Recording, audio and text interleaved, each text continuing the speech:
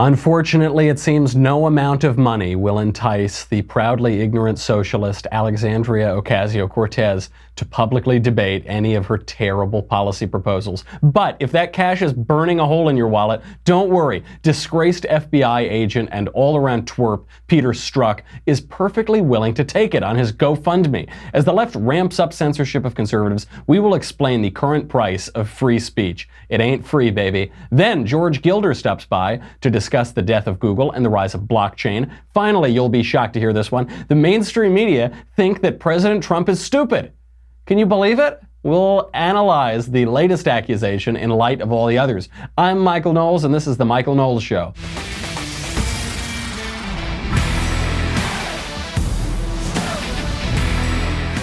I couldn't believe it when I read that they think, the media, they think Trump is stupid.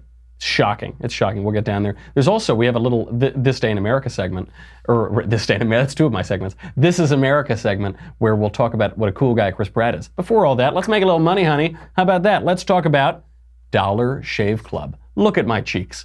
Look at how smooth they are, so supple, so nice. That's because of Dollar Shave Club. Actually, that's because of two Dollar Shave products. So you know I love their Dollar Shave product, the Executive Razor, all of the blades. It is the best razor I've ever used in my life. You should for sure get it. The other reason is sometimes, I'll go on Fox and Friends sometimes early in the morning, and I'll come back and I'll need to take my makeup off. And I don't have anything to do that other than my one-wipe Charlies. So let me tell you, those one-wipe Charlies can cover you top to bottom. They feel just as good on your face as they do as your portable bidet. You should try all of their products. They're all really, really good. They've got the body cleanser, Amber Lavender Body Cleanser. They've got this Daily Essential Starter Kit, which is the one that you should for sure check out. Right now, you can get an amazing deal with any one of the starter sets. Daily Essentials is great because it comes with the body cleanser. You can't go wrong with any of them. Go to dollarshaveclub.com/covfefe, COVFEFE, to pick your DSC starter set for just $5. That is just $5 for the best razor you've ever used in your life, plus all that other stuff. It is practically free. You should go get it. After your starter set, products ship at the regular price. That is dollarshaveclub.com/covfefe, COVFEFE. Go do it. Don't say I never did nothing for you. Get the best razor you've ever used. dollarshaveclub.com/covfefe, COVFEFE. Okay, a lot to get to today. I want to start out basically by, I'm just going to be honest with you. I'm just going to lay this on the table. I want someone to pay me $10,000 to debate them. Why? I noted, I'm on Twitter all the time. Everybody's offering $10,000, $20,000, $100,000 to debate them on how terrible socialism is. I'll settle for $100. You know that Ben doesn't pay me. You know that I'm here in this broom closet, wasting away over here. I was living in a dumpster in an alternate universe. I need some money, honey. The way this all began, if you're a little confused on who's offering who money for what, this began because Alexandria Ocasio-Cortez said that the Republicans are afraid to debate her. Alexandria Ocasio-Cortez, the waka, ooh, talk to Nobel Prize, waka, waka, waka. She said that the Republicans are afraid to debate her. So Ben says, I will debate you. In fact, I will donate $10,000 to your campaign to debate you on the merits of socialism. So she didn't want to do that, obviously. She said it was catcalling. I don't know how she came up with this one. She said that accepting a debate challenge, challenging someone to a debate, accepting a debate challenge, is catcalling. Why did she say that? I'll allow Alexandria to explain in her own words. I am not the expert on geopolitics on this issue. That makes a lot of sense. She's not the expert. She didn't know. That's fair enough. So she says she's not going to do it. Alexandria Ocasio-Cortez, Jenny from Yorktown Heights, says, I'm not going to take this debate. So then they turn it up a notch. She pulled the gender card. So then Candace Owens says, I'll give you 20 grand. And I think Charlie Kirk said, we'll give you 100 grand. And then I don't know if the number's at like $100 billion right now or something. But either way, she's not going to do it.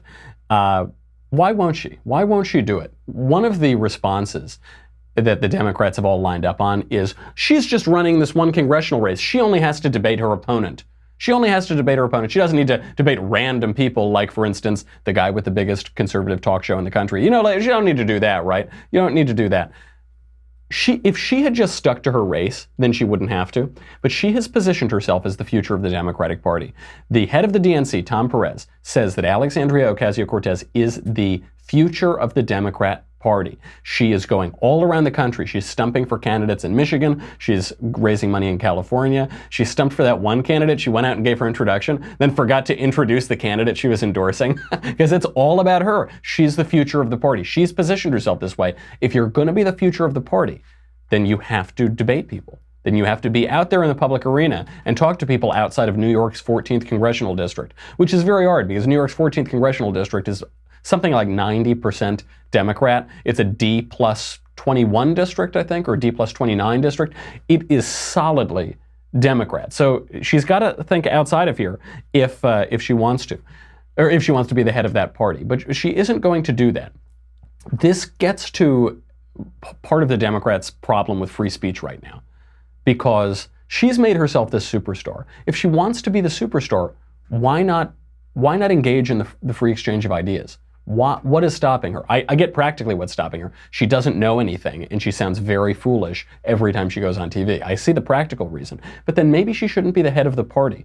She will not take the money. No matter how high the numbers go up, she won't take the money. Meanwhile, money is pouring in to Peter Strzok. Peter Strzok, you'll remember that name. He's the guy who texted his girlfriend, the girl he was having an affair with, his colleague, and said, I'm going to stop Trump from becoming president. Don't worry, he'll never become president. As he's investigating President Trump, as he's working in the FBI during the 2016 election, got fired from the Mueller campaign. If you don't remember him, here is Peter Strzok looking like a demon before Trey Gowdy at Congress.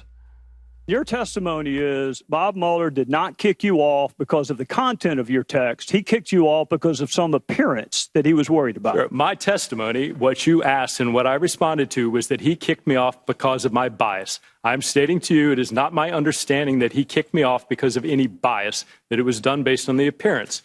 If you want to represent what you said accurately, I'm happy to answer that question, but I don't appreciate what was originally said being changed. I don't give a damn what you appreciate, Agent Strzok. I don't appreciate having an FBI agent with an unprecedented level of animus working on 2 major investigations during 2016.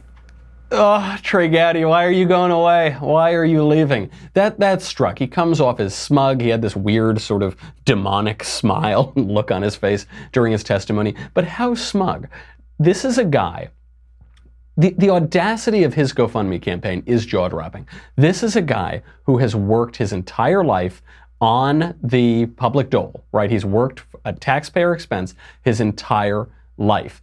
Then he was caught being corrupt. He's caught cheating on his wife with a coworker, promising her that he's going to use the power of the state, the coercive power of the state, to undermine a democratic election, to undermine a presidential election, to subvert that election and prevent Donald Trump from becoming president. He then just waits. He just sits around. He says, I'm not going to resign. I'm not going to quit. Finally, they were able to push this guy out of the bureaucracy. What's the first thing he does? He puts his hand out again and says, give me more money. I need more money. Give me more of your money. And the American people, really just lefties, they give him more money. We must be so rich right now because of the Trump economy that money is literally burning a hole in people's pockets, that they're going to give it to this schmuck. It is unfathomable. He puts up his GoFundMe campaign, and I believe the limit was $150 or $150,000. That's what he wanted. He has now had to up that limit twice because people keep pouring money in. Do you know how much this guy has raised? $300,000 because he got fired for being terrible at his job and corrupt and trying to subvert democratic processes. He's raised $300,000. That's what the left has rewarded him with, $300,000. That, by the way, is nearly $300 per minute. If you factor in all of the waking hours that we have, this guy's making about $300 per minute. They've raised it twice. Here's what the GoFundMe campaign says. This is what's written on it. Quote, Peter Strzok, a man who has spent his entire life working to help keep us and our nation safe, has been fired. He needs your help. For the last year, Pete, his work, and his character have been the target of highly politicized attacks, including frequent slanderous statements from President Trump, who actively and apparently successfully pressured FBI officials to fire Pete. No. He wasn't the target of politicized attacks. He is the politicized attack. He politicized the FBI to attack a presidential election and to attack President Trump. That's what he did. It's unbelievable. I told you yesterday was the projection day for the Democratic Party. It was the I know you are, but what am I day. They constantly project what they're doing onto their opponents. The GoFundMe goes on. Peter Strzok is a proud husband and father. Can I end the show there? How am I supposed to make fun of that? Peter Strzok, the only reason we know this guy's name is because he was cheating on his wife with a coworker.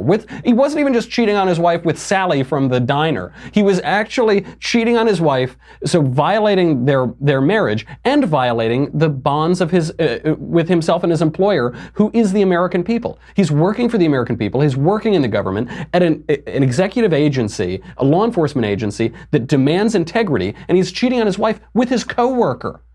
He's a proud husband and father. Are you kidding me? He goes on, a veteran of the U.S. Army and counterintelligence special agent who spent more than 2 decades in a job he loved at the FBI. Yeah, I bet you loved the job. I bet you loved the job. I bet you loved feeling empowered to subvert presidential elections.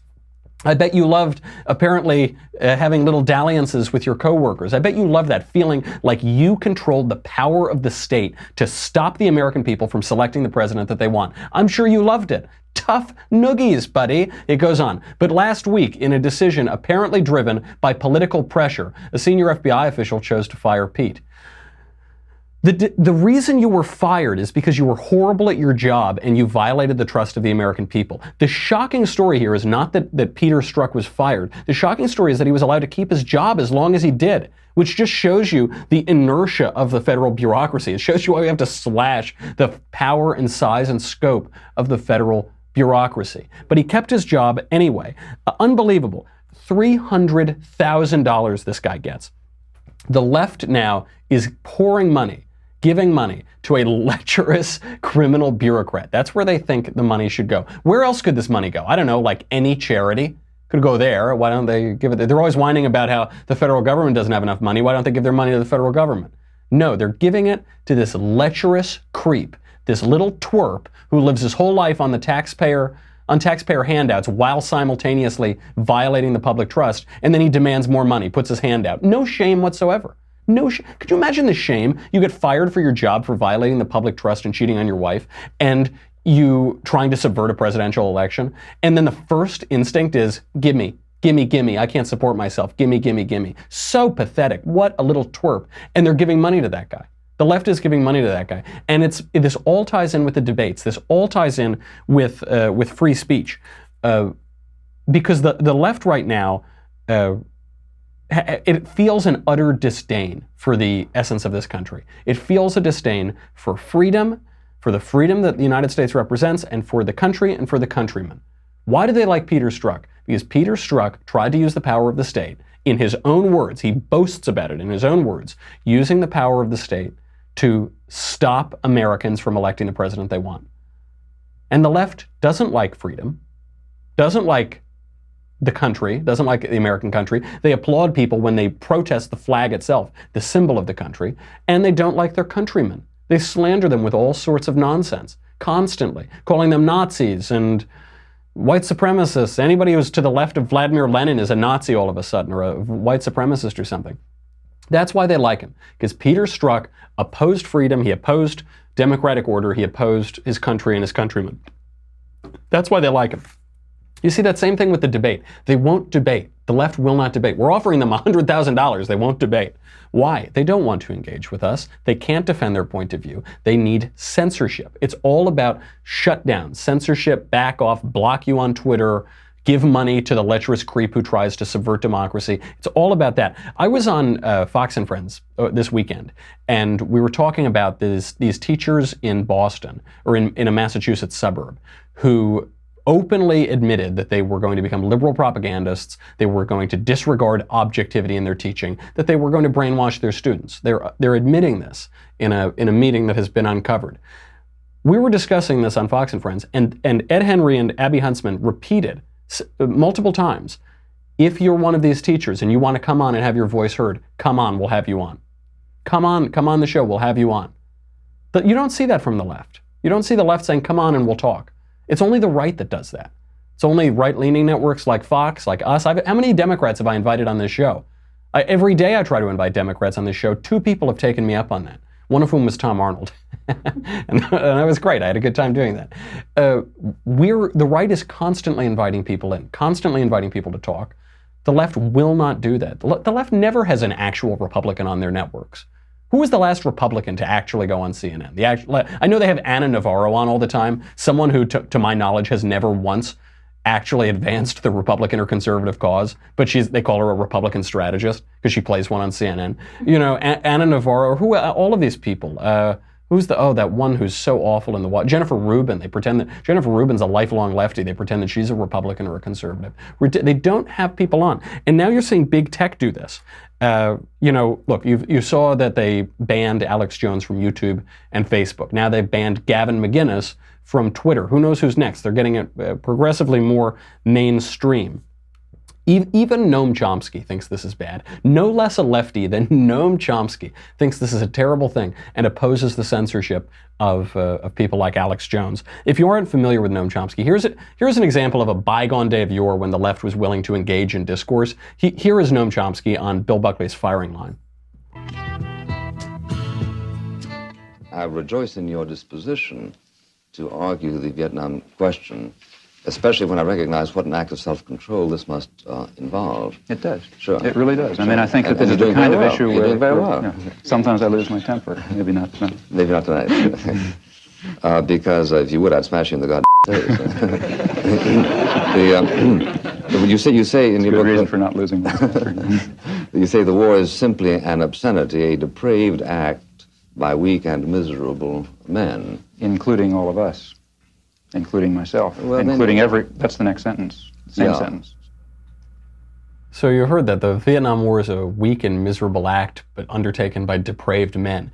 This is not a moderate person. This is a far left person, Noam Chomsky. But even he is saying this tendency of the left to just censor, to refuse to engage, to refuse to debate. He's on Bill Buckley's show. Buckley's actually making a joke about his debate with Gore Vidal on television, where he said, if you don't call me a crypto-Nazi or I'll smash you in your damn face and you'll stay blasted, you queer. You know, he goes on and on. He's making a joke about this, and they're laughing about this and engaging in an exchange of ideas. This no longer happens. Right now, big tech is escalating its attacks. Big tech is controlled by the left. The people who run these companies are left-wingers. They're under immense pressure from the left right now because the left blames big tech for the 2016 Trump victory. They blame Facebook for allowing conservative news, so-called fake news, to pervade the platform. They blame Twitter for the Russian bots. Everything's a Russian bot. I'm a Russian bot. And they're constantly blaming big tech. They're under pressure and they're caving. They're censoring people right now. This is bad. And I get really sick and tired of even conservatives who say, well, big tech, they can do whatever they want. It's not a big deal. They can do whatever they want. The First Amendment doesn't, they have their rights to speech. It's the First Amendment, that's fine. Yes. Nobody disagrees with you that a company can do what it wants to do. Although one has to remember, if you're a platform or if you're a publisher, there are certain rules that go along with that.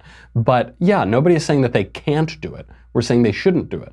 We're saying it creates a bad culture. It's a bad society. It's not in keeping with American premises. It's not in keeping with American ideals to censor people with whom you disagree. Sure, it's not an issue of the First Amendment, perhaps, but it is an issue of the cultural products that go with the First Amendment, of the American ethos. It is an issue of that. Big government is very bad. Censorship by big government is bad. But big corporation isn't that much better. I guess it's a little bit better because it has usually less of a monopoly. But that's, you know, the corporate culture in America does define our culture in so many ways. When a CEO gets run out of town on a rail because he's contravened the latest leftist orthodoxy, the leftist orthodoxy du jour, that's not good. That's not something we should celebrate. Say, oh, well, it's freedom. No, it's okay. No, that's okay. They can do it. Of course they can do it. Nobody's disagreeing. But we're saying, should they do it? There's a thought that stops thought, and that's the only thought that ought to be stopped. Censorship is bad. Censorship is bad per se, especially in America. And when corporations do it, we shouldn't just shut down the conversation and say, well, they can. They can. Hey, they can, right? Yeah, sure. But should they?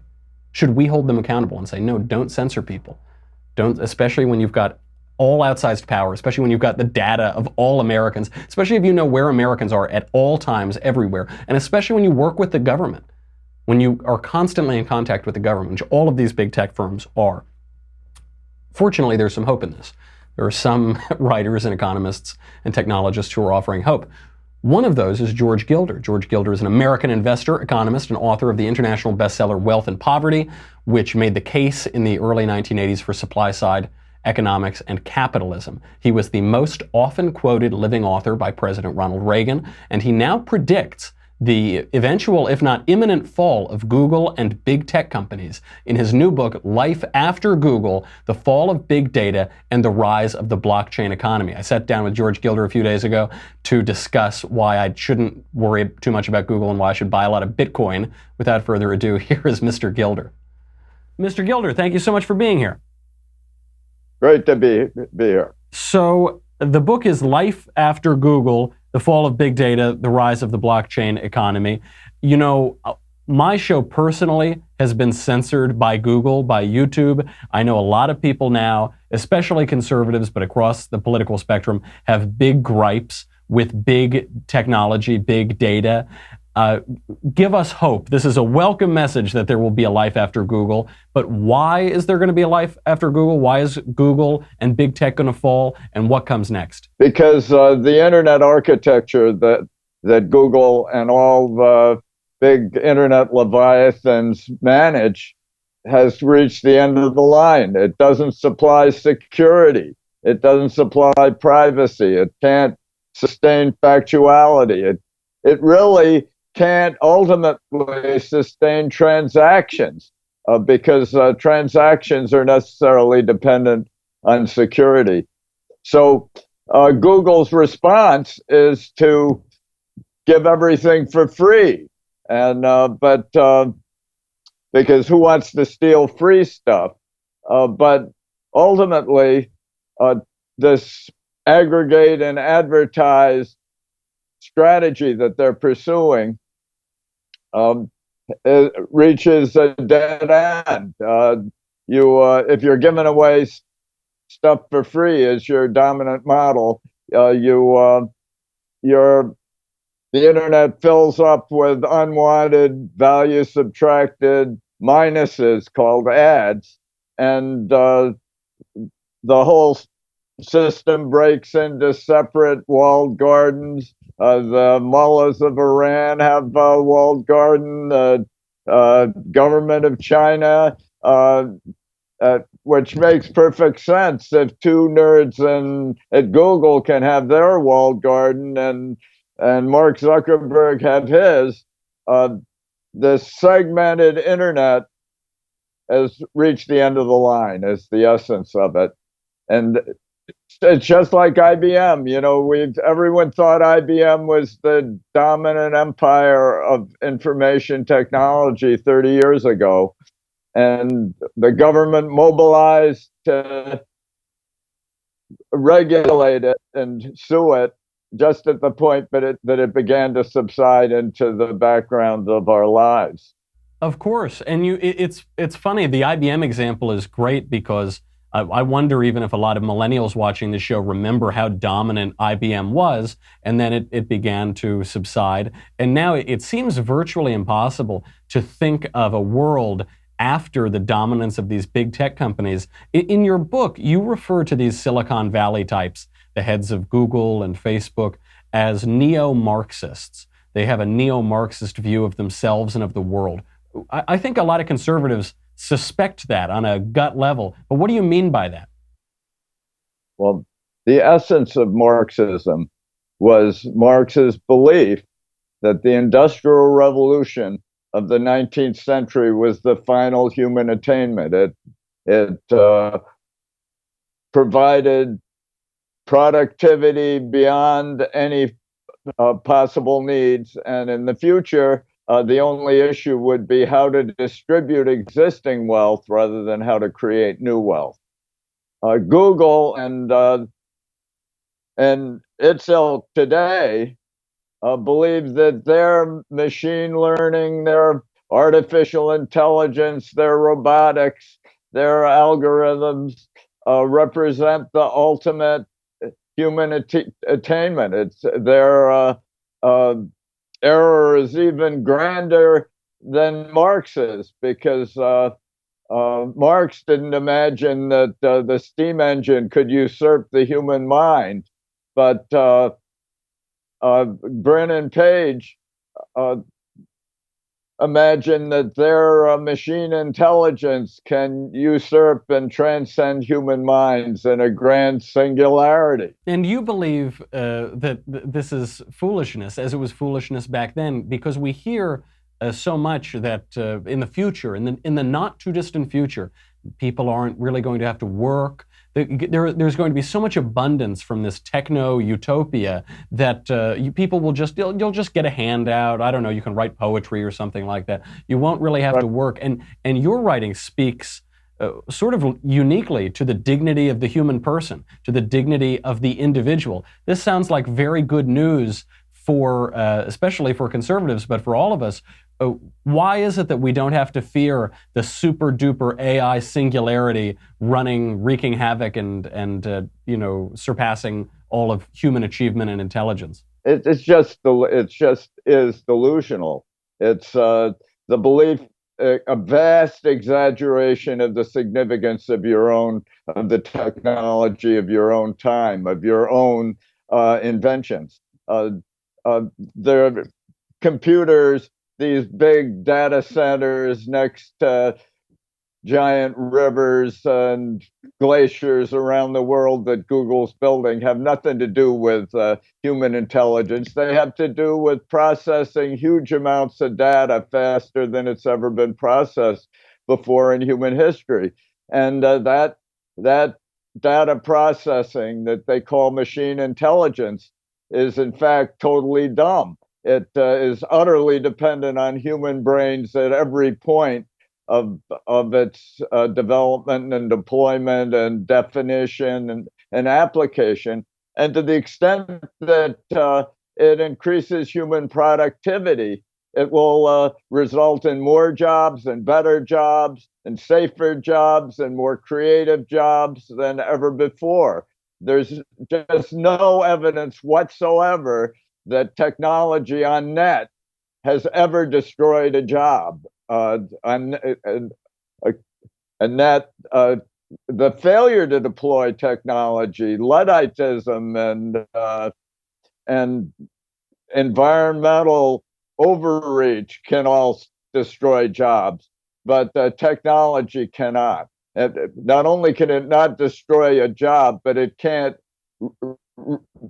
be a conscious mind. Of course, and it's interesting that you bring up the Luddites, because I think a lot of the times the political left wants to paint conservatives, we're the Luddites, we're resisting change, we're the ones who won't adopt new things. Meanwhile, it is the left that's resurrecting stale 19th century political ideology running on socialism in this election. It's the left which is relying on these old centralized technologies that seem to be, if your thesis is right, seem to be heading the way of the dodo. The subtitle of the book is The Fall of Big Data and the Rise of the Blockchain Economy. What does that mean? Does that mean we have to all go out and invest in Bitcoin right now? What is the future of the blockchain economy, and what does it mean for politics, and for politics as well as technology? The blockchain is a new architecture for security on the internet that starts as a new form of money, unlike cash, which affords anonymity but doesn't give you a record of your transactions. This blockchain economy provides you with anonymity. You don't have to expose yourself on the screen in order to conduct a transaction on the internet. But at the same time, if some unruly prosecutor comes after you and claims that you're avoiding taxes or concealing transactions, or you can document unimpeachably your own behavior. So it combines anonymity with attestation in a unique way, and a major advance for money. It also redistributes power. Today, these walled garden, these Leviathan segmented internet with porous security allows all the money and power to be sucked up to the top, where the only security is supplied. The new technology, the blockchain, is peer-to-peer and universal, and put security in your own device and in your own hands with your own content, which you can transact with others across the internet without disclosing all your own personal data. Well, you keep using that word that very few people on the internet for recent memory have used, which is security. And now, obviously, big tech has gotten into a lot of trouble for this. They're being hauled before Congress because they've been so loose with their security. There have been so many invasions. There has been so much theft of data. Why is that? How is it that these guys, Google, Facebook, that they seemingly ignored security for so long?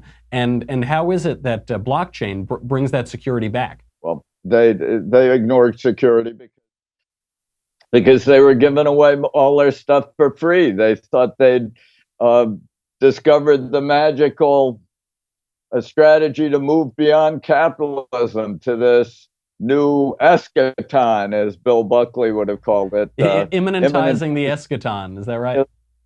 Imagining that your own era represents the final things, the final human solution. And this is the Marxist vision, and it's the Google vision, and it's being transcended by the blockchain, which keeps your own data with you and allows you to use it as you choose across the internet, rather than depending on Facebook and Google and all to tell you who you are and whether you're permitted to proceed further with any action across the net. Well, I believe I read somewhere that you were the most cited living author by President Ronald Reagan. He cited you the most. And Ronald Reagan was fond of saying that the government big enough to give you everything you want is big enough to take away everything you have. And it seems that the same principle applies to big technology companies. We're all so afraid of Google and Facebook because they have all of our stuff. They're playing loosey-goosey with it, and they can really manipulate it. And to say nothing of censoring people and targeting people for unpopular political points of view. So this is really a breath of fresh hope, and it's so well written that it's really understandable. I am somewhat of a Luddite in that I really don't understand technology, and the book is really clearly written. It is a must-read. Life After Google, The Fall of Big Data and the Rise of the Blockchain Economy. The author, George Gilder. Mr. Gilder, thank you so much for being here. Delighted, and thank you for having me. All right. What a cool guy. Most quoted writer by President Ronald Reagan. Most quoted living writer. That's not bad. Okay, I've got to say goodbye. If you're on Facebook and YouTube, go to dailywire.com. If you're already there, thank you very much. You help keep Covfefe in my cup. We have a ton more to talk about. I have to talk about the shocking breaking news story that the mainstream media think that Donald Trump is stupid. We'll analyze that. We'll analyze the Paul Manafort case, what's going on with that, and the latest allegations against DNC Deputy Chairman Keith Ellison. Nobody else is covering it, so I suppose we should. You know, it's almost time for our next episode of The Conversation on Tuesday, August 21st at 5:30 Eastern, 2:30 Pacific. I, Michael Knowles, the one and only, your guide through all of this political craziness, will answer your questions, moderated by the lovely Alicia Krause. The Q&A will stream live on YouTube and Facebook for everyone to watch, but only Daily Wire subscribers can ask me questions. To submit your questions, log into dailywire.com, head over to The Conversation live stream to watch. That seems intuitive. You should know how to do that. Type your question into the chat box and have it read and answered on the air. Once again, subscribe to get your questions answered by little old me, Michael. Okay, again, none of that stuff matters. You get to watch the shows and ask questions in the mailbag. That'll be on Thursday. That doesn't really. This is what matters. This is what matters right here. Because what is this vessel worth? Is this vessel worth $10,000? Is it worth $20,000? Is it worth $100,000? It's worth even more than that. That is leftist tears are worth even more than $100,000. We said Alexandria Ocasio-Cortez, please let us give you $100,000 for your delicious leftist tears. She said, no, they're more precious. They're more valuable than that. Think about it. And what are we? This is like $100 for an annual membership. You get this? What a steal. That is a discount of orders of magnitude. Go to dailywire.com. We'll be right back.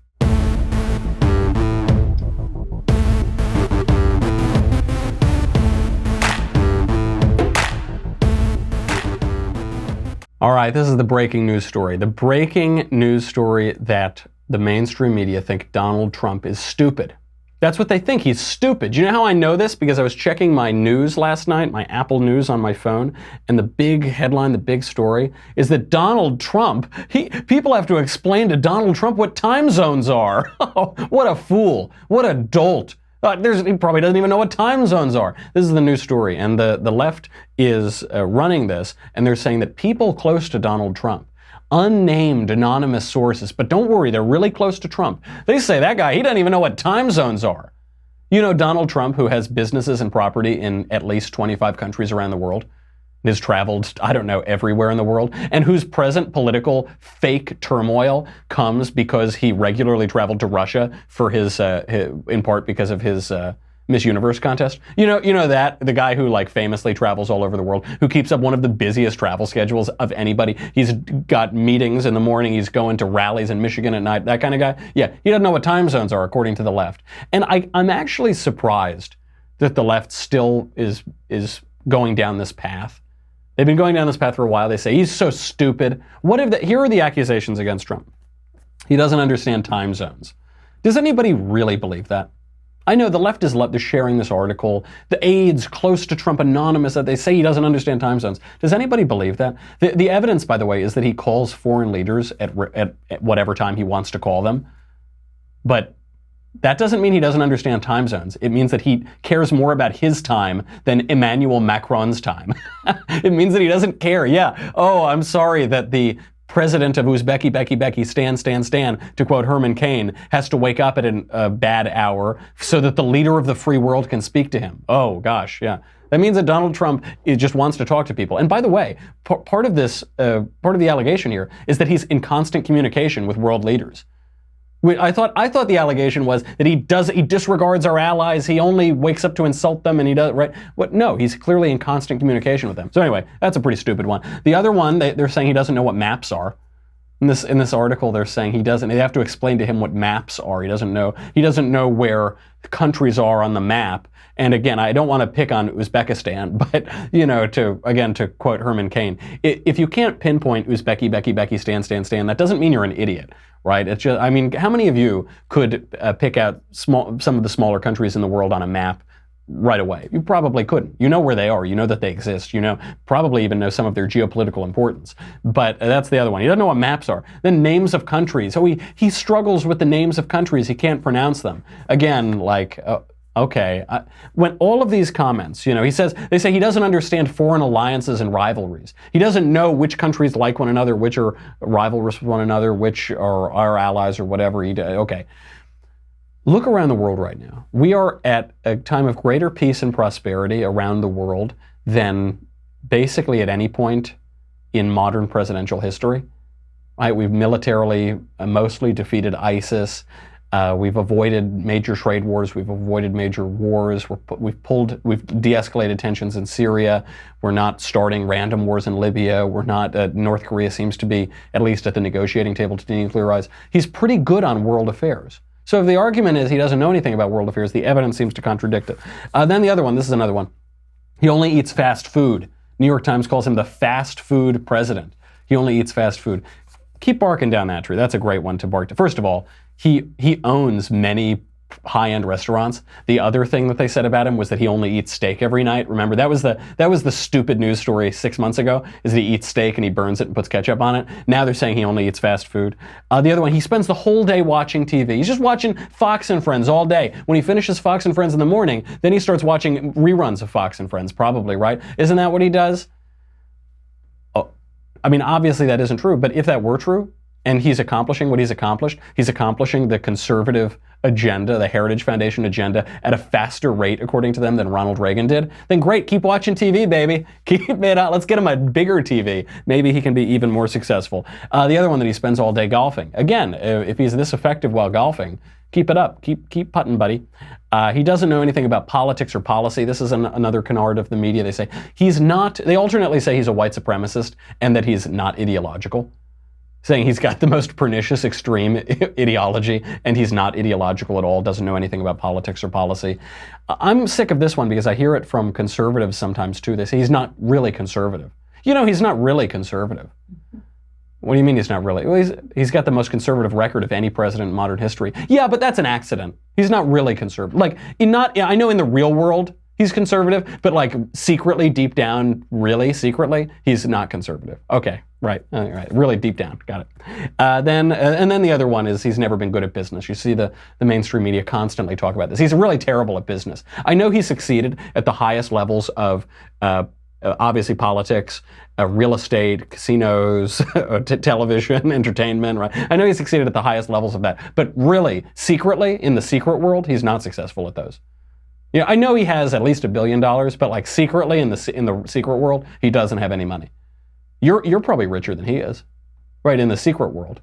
I'm sure that all the mainstream media reporters in the secret fantasy world that doesn't exist and only exists on CNN, then it's opposite day, right? Okay, but here the facts remain. And by the way, even with all of that, all of these absurd attacks, even with Omarosa, I don't know, prostituting herself on television, his daily approval rating is still 50%. He's still doing better than Barack Obama day by day in terms of personal popularity, and Barack Obama was personally very popular. So, Before we go, I do want to cover this Manafort case. So the big headline here was that the Manafort case is wrapping up, even though the defense has not mounted has not put Paul Manafort on the stand, has not really mounted a defense. They're moving straight to their closing arguments. To put this in perspective, this is basically what the defense's argument is at this point in the trial. Everything that guy just says, bullshit. Thank you. That's basically it. Very fitting to have Paul Manafort have his defense attorney be Joe Pesci. So that's what they're saying. They're not going to put Paul Manafort on the stand. They don't want him to be examined or cross-examined. They're just making their closing arguments right now. Why is that? A few reasons. One, they might want to have a show of confidence. It could be a good strategy for opposite reasons. On the one hand, they're confident. They're going in and they want to look confident at least. On the other hand, Paul Manafort might be a terrible witness, and they don't want the other side to get a piece of him. So either way, they're going to rest it. I think a big aspect is they're waiting for a presidential pardon, because this is a witch hunt. I'm not saying Paul Manafort didn't commit crimes, but this trial has basically been about how Paul Manafort likes really expensive suits.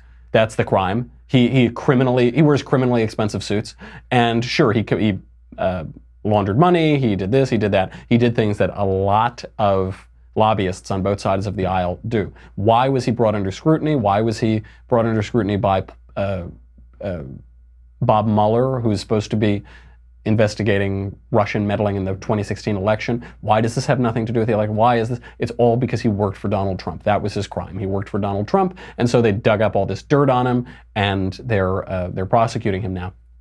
He's probably just waiting for a presidential pardon. He probably should get it, because this has been an egregious miscarriage of justice every step of the way. And I say that knowing that Paul Manafort probably committed crimes.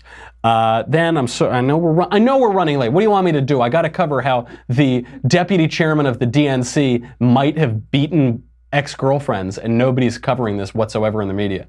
The deputy chairman of the Democrat National Committee may have battered women. There are allegations about this, and nobody's covering it. Here is the latest. Karen Monahan, the woman who is accusing him, has now released some texts. Here are some texts from a couple years ago when this happened. From Karen. Oh, this is from Keith Ellison. Karen, when can I come to drop your stuff off? What should I expect from Austin, her son? He seems pretty upset. We talked on the show yesterday about why he's upset. He's alleging that Keith Ellison beat his mother. Then Ellison says, quote, in a text to this ex-girlfriend. I'm sorry Austin is feeling this way, but I don't know what to do about it. It's not appropriate for me to discuss our relationship with him, so he's just angry, and yet I won't offer him any answers. Later on, Monahan says, a lot has come to light this past year and a half, and the boys have seen some things, heard some things that I've tried to explain. It's been hard on them and shocking. It's taken a lot for me and others to convince them to allow me to handle things in my own way, in my own time. A lot has happened. Now, from that, can we conclude that Keith Ellison beat this woman? No. No, we can't conclude that. They say that there's a video, but that this hasn't been released. Nobody's seen it yet. Can we conclude that he's beaten this woman? No. Should we be asking some questions about it? Yeah, of course. Look, in election years, a lot of stuff comes up, even from years past. So I'm always skeptical of these accusations. What I really just want to point out is the utter hypocrisy from the mainstream media, which found doctored evidence, a doctored yearbook alleging that Alabama Senate candidate Roy Moore was prowling for teenage girls when he was 30. And they crucified him with this, with what we know is doctored evidence. Here, we have a woman saying, I was beaten by Keith Ellison, and they are shutting her up. Every bit of reporting says he's denied it, he's denying, no evidence, he's denying.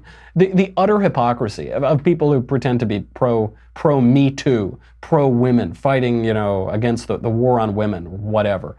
Also, by the way, on this allegation, there's another woman who alleges abuse by Keith Ellison. Minnesota Democrat activist Amy Alexander said, quote, I was seduced by the idea of what I thought he, Ellison, represented as a perennial Democratic farmer labor activist from the north side of Minneapolis. I worked for and with Ellison on a number of issues and community boards. Keith belittled me about my weight and constantly criticized my every word and action. He ostracized me from the community on whose behalf I had worked so hard to advocate. Feeling exiled, I escaped to New York for the next 5 years. In May, Keith wanted to try and quiet me, so he came to my home uninvited. We had words. His anger kicked in. He berated me, he grabbed me and pushed me out of the way. I was terrified. I called the police. As he fled, he broke my screen door. I've never been so scared. So now we have a second allegation of physical abuse from the deputy chairman of the DNC. I don't know, have I made that clear enough who this guy is? The deputy head of the Democrat Party, Keith Ellison. A second allegation of physical abuse, and nobody's covering it. Nobody will acknowledge it. And by the way, there is a record of this 911 call. There is a record of this, that she did call 911 on Keith Ellison. So there is some evidence here, and but the left won't cover it, will they? They won't do it. It's funny because Karen Monahan, the first accuser, is, she did date Keith Ellison, so that you do have a certain ideological stripe when you do that. And she did say, she's turning the identity politics on him. She said, quote, I know who I am. I know what I was going through. We aren't anywhere in society where I wasn't going to get smeared. As an Iranian, as a woman of color who is an immigrant, do you honestly think I'm going to get validation from a society who's been telling me since I was young that I don't have a voice? Now, of course, American society does not tell Iranian women that they don't have a voice. They do the opposite of that. But I do love that she's turning the identity politics on Keith Ellison. That is too delicious not to savor. Before we go, I know I'm running late. Too bad. I just want to end on This Is America with a terrific video from Chris Pratt. Chris, take it away. Wow, what a great crowd. Give it up yourselves. Thank you, guys. Thank you. I'm so thrilled to be here. I have not been a teen for quite some time. I love you too. I'm just so thankful to be here. Thank you so much. This means a lot to me. I know Bryce and I both have so much fun being part of the Jurassic Park and Jurassic World franchise. We make those movies just for you. I'm so glad you like them. I want to thank God. I always do that when I'm up on a big platform in front of a bunch of young faces. I say, I love God. That's my thing. I love him. And you should too. I love God. What a great moment for the culture. We're always complaining about the culture, and here you've got the biggest movie star in the world, Chris Pratt. Now this is the second time he's done this in one of these big awards shows in front of a bunch of young kids, saying, I love God. It reminds me of, there was this great moment when Pope John Paul II, I'm not comparing Chris Pratt and the Pope, but Pope John Paul II during communism came to Poland, and you heard chants, you heard cheers, you heard, we want God, we want God. This popular uprising of calling for God, because there's a natural human longing for God, and all of our human longings have satisfaction. When we're hungry, we get food. When we're thirsty, there's water to drink, and the natural human longing for God does have a satisfaction in God, and it's great to have a guy who is at the center of popular culture just shouting that from the rooftops. That is fantastic. So good on you, Chris Pratt. This is America. How American is that, to just talk about how we love God while being at the center of Hollywood movies and exporting culture? Really American culture at its best. That's it. That's the show. Sorry I ran late. We'll be back. No, we won't be back tomorrow. We're going to have a show on Friday instead. So I'll see you Thursday. Get your mailbag questions in. In the meantime, I'm Michael Knowles. This is The Michael Knowles Show. I'll see you Thursday.